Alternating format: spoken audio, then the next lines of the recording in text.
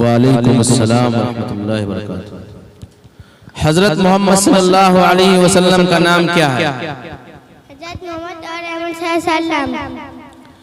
हजरत मोहम्मद सल्लल्लाहु अलैहि वसल्लम के वालिद साहब का नाम क्या है? हजरत मोहम्मद सल्लल्लाहु अलैहि वसल्लम कहाँ पैदा हुए? हजरत मोहम्मद सल्लल्लाहु अलैहि वसल्लम को नबूवत कहाँ मिली? मदीना मुनव्वरा या और भी कुछ हो उसके आगे पीछे याद किए हो। नबूवत कहाँ मिली? चलिए, हुजूर सल्लल्लाहु अलैहि वसल्लम की कब्र मुबारक किसने खोदी? अबू तलहा।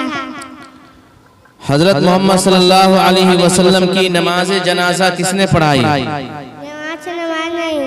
चलो माशाअल्लाह, आ जाओ।